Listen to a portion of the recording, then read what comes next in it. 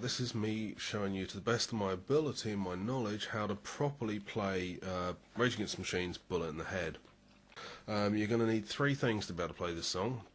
First thing is a whammy pedal. I'm using Digitech Whammy 2. The next thing you're going to need is a kill switch on your guitar. If you've got a guitar with two pickups like a Les Paul, anything like that, if you've got an independent volume control for each one, this will work. What you need to do, you need to roll off the volume on your neck pickup, have your full volume on your bridge pickup. As you switch the neck pickup on, you don't get any sound. As you switch the bridge pickup on, you get sound. So this is the basis of your kill switch. Every time you put the selector switch onto the bridge pickup, you're getting sound out of it. The third thing you're going to need is a whammy bar.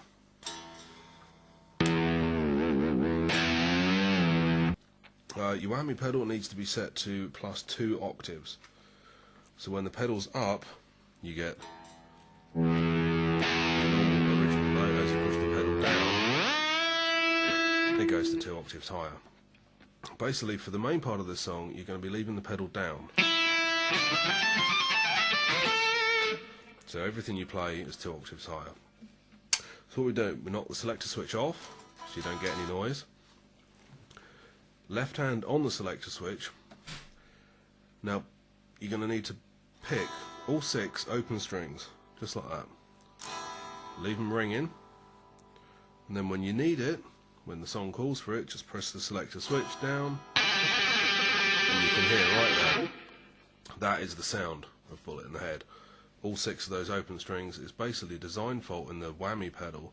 It can't cope with more than one note trying to raise the octave.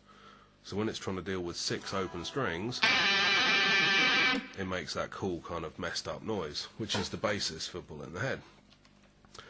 So what we're going to do, you need to pick the open strings before you need them, which for any guitarist should be kind of unnatural because you're used to picking when you need to hear that sound. What you need to do, you need to pick first, and your left hand controls when you need to hear the sound. So I'm not picking anything now, I just pick the first time. It's all about the left hand.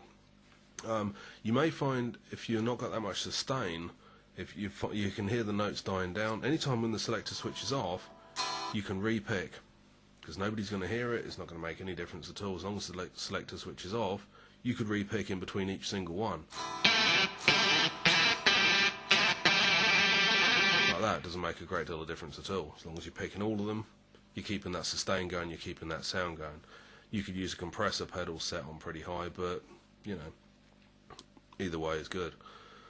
So basically, for the main part of the riff, you're going to be doing what I've just showed you there using the selector switch.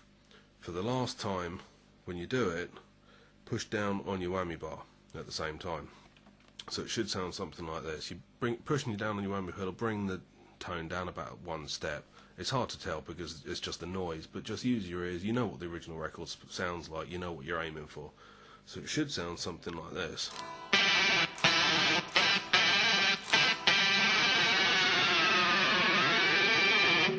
And bring the whammy bar back up to the original pitch at the end. And that, if you know the song, you'll recognise it. That's pretty much what it sounds like.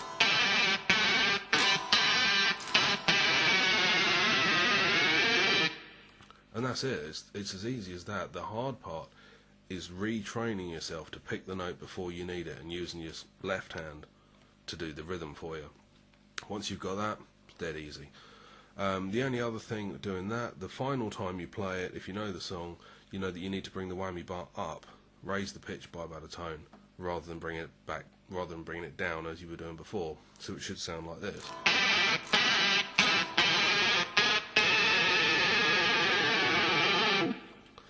And that's it. As I said, there are workarounds. If you don't have a whammy bar, when you're doing the dropping thing, you can use the pedal instead of the whammy bar. So if you're playing it on a Les Paul, it would sound something like this.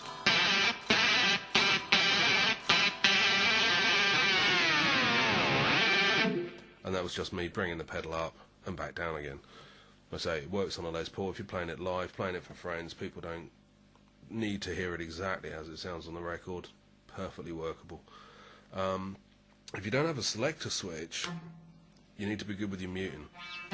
Mute with your left hand, mute with your palm, like your palm muting.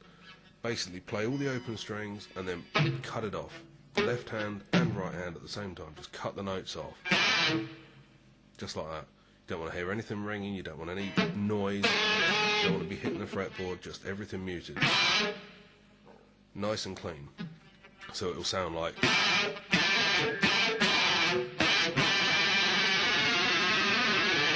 Doesn't sound as good as the original, doesn't sound quite how it should do, but once again, it's a workaround.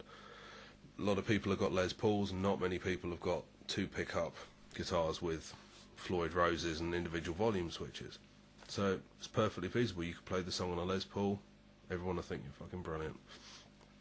The next part of the song is basically, it's a harmonic on the 7th fret on the G string. It sounds like this. What you're doing, you're bringing the pedal down to make this kind of telephone noise. At the same time, you want to be on the selector switch off, so it's dead. Don't want to be able to hear anything. As you hit the selector switch, bring the sound on. You want to bring your foot down, so you kind of got this telephone ringing sort of sound. Once again, you'd be picking early, you'd be picking before you need the sound. It's the selector switch. With this one, because I'm using the harmonic, I don't want to be moving my hand across here. I'm going to use my right hand on the selector switch. So it should sound something like this. And that's literally me hitting the selector switch on and bringing my foot down at the same time to raise the pitch.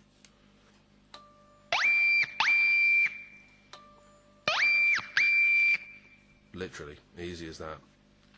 The final time you do it, it's the same thing, except your foot's going to be on the octave. And you're going to bring your foot up, and you're going to lower the pitch. Just exactly the same as what you've just been doing, except the other way around. Play around with it, listen to the original song, hear how it goes. The main important point is to come in at the right time. It's all about the selector switch when you come in the rhythm. You know, I mean, Tom Morello probably doesn't play it exactly the same way twice. You know, see him playing it live, he'll be doing absolutely everything. But that's how to get the sound off of the album, off of the recording. You want to play along with it, you want to impress your friends, you want to try the whammy pedal in the guitar shop. That's what you do. The rest of the song, the main verse, the main chorus parts, are pretty simple. It's just, it's an E on its own, like open E,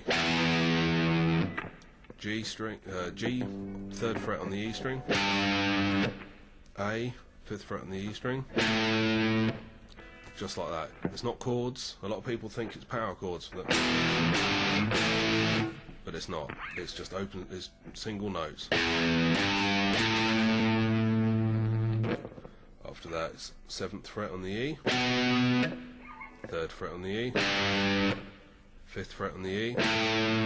Now your power chord for the nice big ringing E chord at the end. So that you get the dynamics, the varying dynamics on it. So it's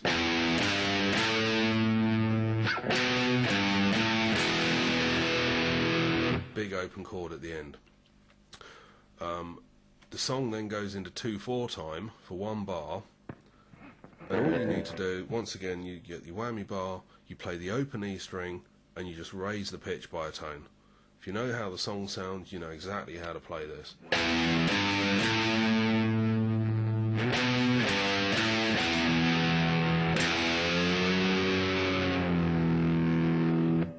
Easy as that, that's all it is. It's like Black Sabbath, Iron Man. I am Iron Man.